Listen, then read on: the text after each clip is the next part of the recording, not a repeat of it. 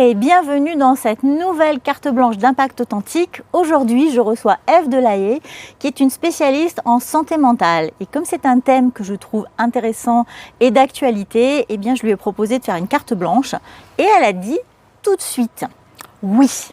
Alors Ève, écoutez, Ève, elle a passé 25 ans de sa vie dans la communication et le marketing. Et puis, il y a 5 ans, elle a opéré une transition et un repositionnement assez radical, puisque maintenant, elle s'est spécialisée dans la santé mentale. Elle est devenue coach. Et pour ça, elle a pris des outils certifiés. Donc, elle a passé du temps, elle s'est formée. Et aujourd'hui, elle est coach et spécialisée dans les jeunes, adolescents, jeunes adultes. Cette idée, ça lui est venu parce que toute sa vie, en fait, elle a accompagné ses enfants dans leur orientation, n'est-ce pas, Ève? Tout à fait. Ouais, je t'écoute avec grand intérêt, c'est exactement ça, bravo. Elle a accompagné ses enfants, donc orientation. Elle a surtout essayé d'en faire des adultes responsables qui font des choix éclairés, notamment face aux injonctions sociales et de la famille parfois. Et en fait, c'est ça qu'elle a voulu transmettre à un plus grand nombre. Voilà pourquoi elle a décidé d'opérer ce changement. Et en parallèle de ça, pour s'adresser encore à auprès de plus de gens, elle s'est mise à faire des ateliers et des conférences sur la santé mentale et tout ce qui est... alors, ce n'est pas les risques psychosociaux, c'est... Compétences psychosociales Compétences qui font partie vraiment intégrante de la santé mentale. Merci Ève de cette précision. Donc voilà, aujourd'hui ce qu'elle fait, c'est qu'elle accompagne les jeunes. Alors elle les reçoit dans son cabinet, surtout pour de la prise de confiance en soi, gestion des émotions, les conflits aussi avec tout l'environnement qu'il peut y avoir. Et ce qu'elle a vraiment envie, c'est que ces jeunes, ils deviennent des adultes sereins et qui sont épanouis dans un monde qui est un peu plus incertain en tout cas, qu'il y a quelques années. Il y a quelques années, ouais. Ève, j'aimerais bien qu'on parle aujourd'hui de santé mentale. Ce que c'est que la santé mentale, quelques chiffres peut-être pour repositionner le sujet. Et puis ensuite 1 ou 2 outils, parce que tu aimes bien partager des outils. J'aime bien, complètement. Alors merci Véronique, parce que ta présentation était parfaite. En fait, j'ai pas grand-chose à rajouter. Alors oui, ce sujet de la santé mentale, il est très à la mode, peut-être même quelquefois un peu trop, je me dis en ce moment. Il y a eu l'année de la santé mentale, l'année dernière, donc c'est vraiment une cause nationale aujourd'hui et on en comprend tout l'enjeu de plus en plus et ça tant mieux, c'est une bonne nouvelle. Les chiffres, pourquoi on en parle tant? C'est aussi en partie à cause de ces chiffres. Il y a à peu près la moitié des jeunes, quand on leur pose la question sur leur santé mentale, qui avouent avoir un problème de santé mentale, ou en tout cas avoir connu un problème de santé mentale. Et ça, c'est un chiffre, moi, quand tu m'en as parlé, qui m'a choquée. Ouais. Oui, complètement, c'est alarmant. Et ce qui est encore plus alarmant, c'est qu'en fait, 1/4 de ces jeunes avouent ne jamais prendre soin de cette fameuse santé mentale. Alors les jeunes sont super pleins d'énergie, ils sont en mode automatique encore plus que nous. Et c'est bien, tant mieux. Sauf que ce trop plein d'énergie, eh bien quelquefois, il les amène à oublier qu'ils peuvent aussi rencontrer des moments un peu difficiles et que dans cette course aux révisions, à la pression, on oublie quelquefois aussi quand on est jeune que la fatigue peut s'installer, que des petites fissures mentales peuvent s'installer et petit à petit ces fissures, ajoutées les unes aux autres, peuvent finir par devenir des troubles, de vrais troubles. Et ce que je leur donne en fait en exemple souvent à ces jeunes, c'est l'exemple de la santé physique. Quand vous vous coupez, vous faites une coupure, la plupart du temps, enfin en tout cas c'est recommandé, vous vous désinfectez.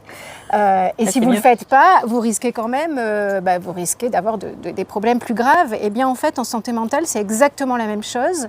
Vous avez une petite fissure mentale, il est important d'en prendre soin aussi. Alors c'est un peu plus sournois la santé mentale, quand on a mal au dos. On la voit moins. Et on la voit moins. Quand on a mal au dos, quand on a mal à la tête, c'est vrai qu'on se pose un peu plus, on se dit il faut que je me repose. La santé mentale, c'est un peu plus sournois. Voilà. Donc d'où cet intérêt de s'y intéresser. Voilà. Alors moi j'ai compris du coup que le danger c'était vraiment l'accumulation de ces petites fissures. Et si tu devais nous définir la santé mentale, qu'est-ce que tu nous dirais? Alors la santé mentale, déjà première chose essentielle, c'est une composante de notre santé globale. En fait la santé globale, c'est cette santé mentale et la santé physique. Et on ne peut pas en fait les décorréler, elles sont vraiment liées, intimement liées. Ensuite, cette santé mentale, on a longtemps cru que c'était du champ de l'ordre de la psychiatrie.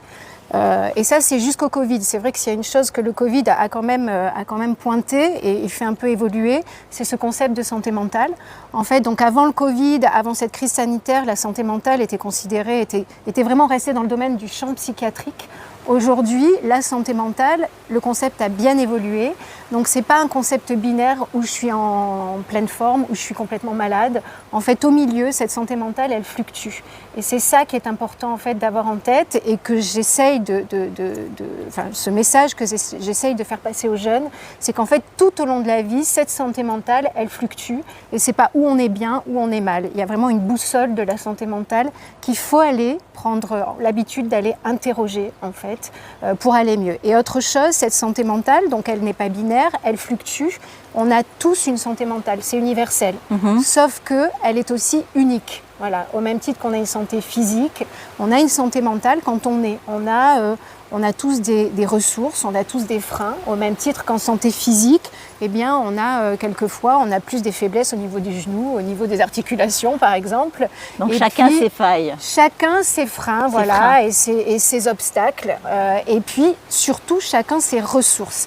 Et en fait, c'est vraiment ça que je vais interroger et que j'aide les jeunes à aller analyser et à aller regarder. Ce sont ces fameuses ressources, parce que ce sont elles, en fait, qui, quand on en est conscient, quand on va les convoquer, ce sont elles qui nous aident à aborder les périodes difficiles de la vie.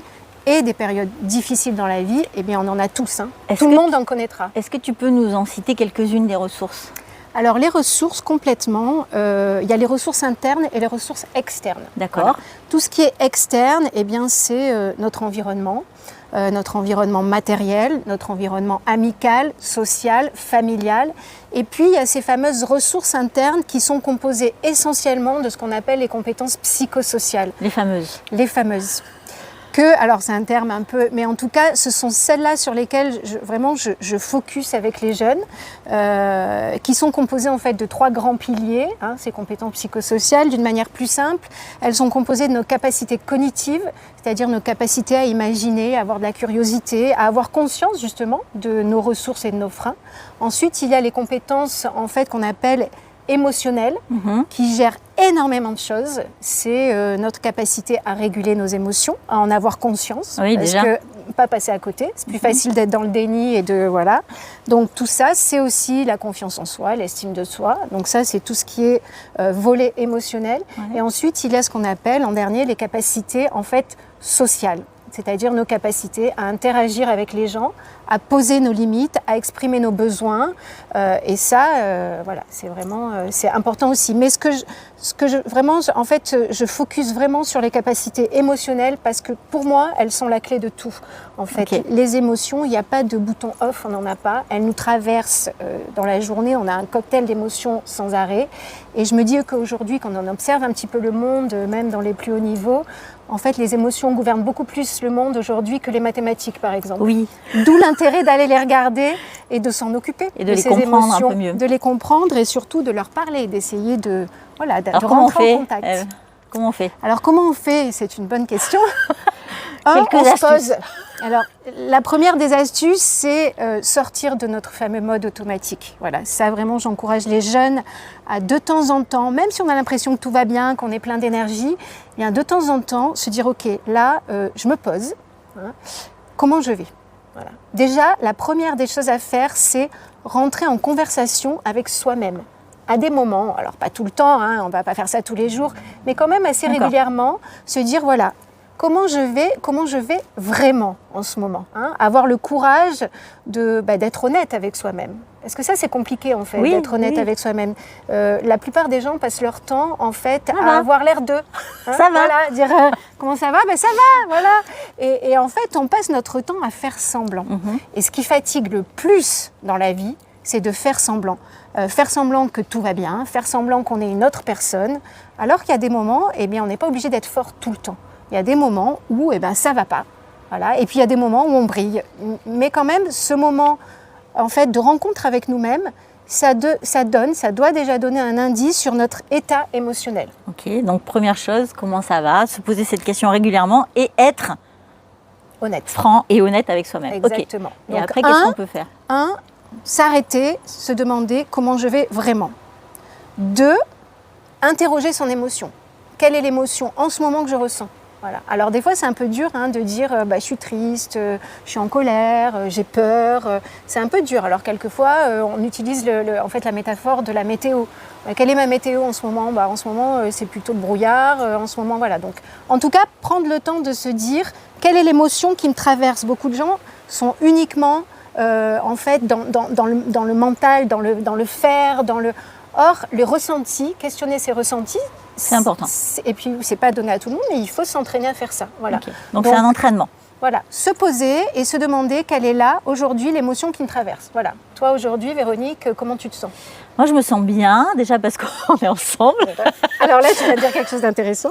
Et parce que, j'aime. En plus, on est dans un bel endroit, donc ouais, c'est ressourçant pour moi. Donc ouais, j'étais très contente de venir te voir ce matin. Ouais. Écoute, moi, pareil, comment je me sens là? Eh bien, je me sens bien. Et alors, la deuxième chose, une fois qu'on a mis un mot sur son émotion, eh bien, tu viens de le faire parce que, en fait, qu'est-ce qui fait? Quel est le déclencheur de cette émotion? En fait, c'est ce qu'on appelle le protocole des émotions. C'est utilisé par tous les professionnels. 1, j'accueille mon émotion, je la nomme. 2, en fait, je me pose la question, qu'est-ce qui a déclenché cette émotion? Donc, tu viens d'y répondre en me disant, parce que je suis là, parce qu'on est ensemble. C'est joli. Et c'est beau, on est dans un beau cadre, il fait beau, on a du soleil, super. Et du vent. Et du vent en plus pour nous aérer. Donc en fait, ça, voilà, tu as identifié le déclencheur de cette émotion. Voilà. Et troisième chose, donc 1, j'accueille, 2, je me demande qu'est-ce qui a déclenché cette émotion. Et 3, c'est la dernière étape, quel est le besoin que j'ai face à cette émotion. En fait, les émotions, elles ne sont pas là par hasard, elles existent depuis la nuit des temps, elles ont une fonction. La fonction des émotions, c'est de nous alerter sur nos besoins. Une émotion qui n'est pas satisfaite, enfin qui est désagréable, indique qu'il y a un besoin non satisfait. Et une émotion de plénitude, agréable, comme on est en train de vivre là, indique que nos besoins sont satisfaits. Donc c'est une véritable boussole pour interroger ce dont on a besoin et ce qu'il faut parfois supprimer. Mais en tout cas, c'est ces besoins qui sont indiqués à travers nos émotions. Donc si je m'interroge là maintenant sur ce besoin-là, oui. C'est sûrement que, en fait, au travers des cartes blanches, moi j'aime faire rayonner des messages positifs. Oui. Et quand j'ai l'occasion de le faire, je vais bien.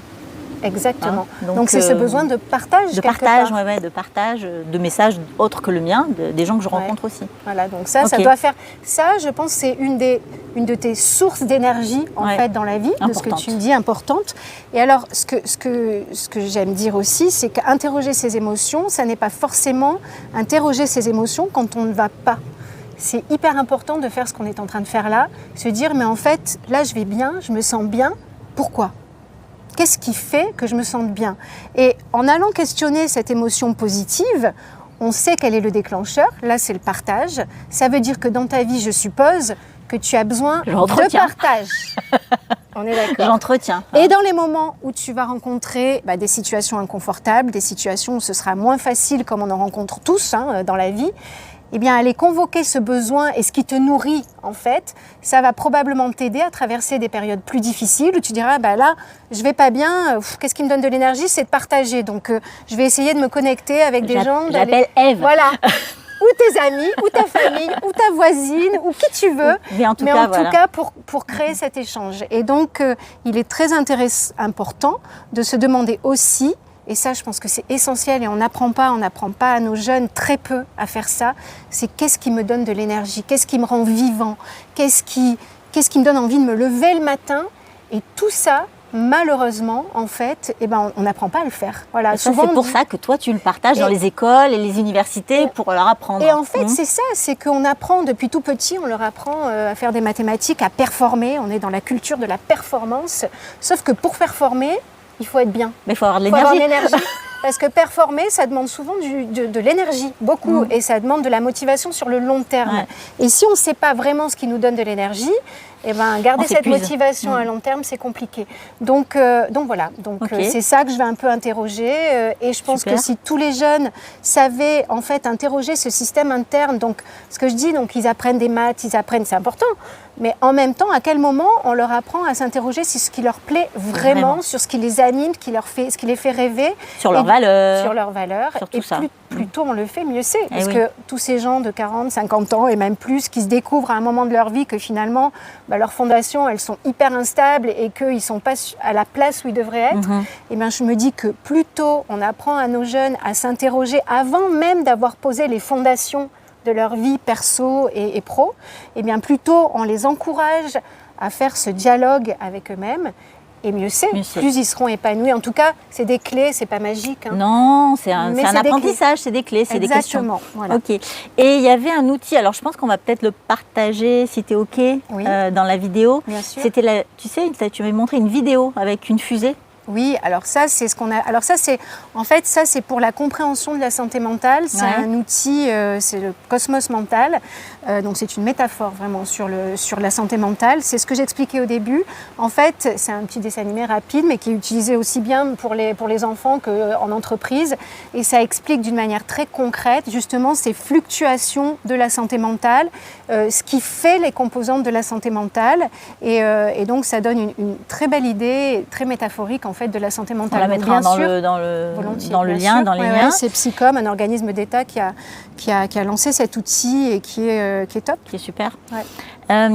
Si tu avais un truc à rajouter, est-ce que déjà tu as un truc à rajouter alors j'aurais plein de trucs à rajouter parce que si je commence, mais ça c'est pour tes conférences. Oui, non mais un truc à rajouter, merci parce que je suis ravie et voilà, je trouve que ton initiative elle est top parce que ça permet. En fait, on n'a pas une baguette magique dans la vie. Il y a plein de choses qu'on prend, on peut faire son marché sur des choses qui nous donnent de l'énergie et il faut être attentif à toutes ces choses qui nous donnent de l'énergie au quotidien, à tous ces échanges qu'on peut avoir. Donc si j'ai une chose à rajouter, c'est des moments qui nous font du bien, qui nous nourrissent.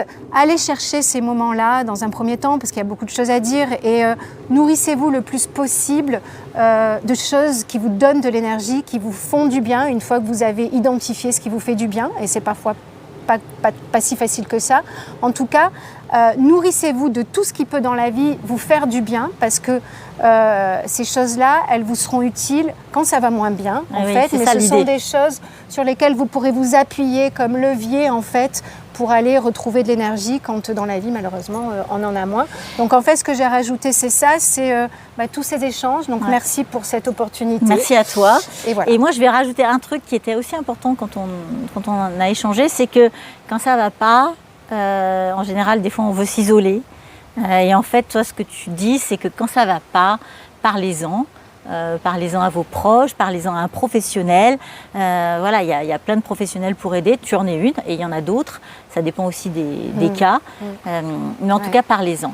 Okay, alors merci Véronique pour ce rajout parce que juste c'est vrai que quand je fais ces conférences, je fais un petit questionnaire à la fin. Donc j'encourage évidemment à aller parler quand on n'arrive plus soi-même à trouver les ressources. Et en fait, une des choses qui ressort quand je les questionne sur qu'est-ce qui vous a été le plus utile dans cette conférence, et bien la chose qui ressort c'est l'intérêt de parler. Et en fait, ça nous semble évident, mais ça ne l'est pas toujours. Donc, échanger, parler avec un ami, avec la famille, avec quelqu'un de bienveillant, voilà, c'est essentiel. Donc, merci pour ce rajout final. Bon, super. Écoutez, moi, j'étais ravie aussi d'accueillir Ève sur ce sujet. Et puis, rendez-vous pour une prochaine carte blanche qui sera aussi très intéressante.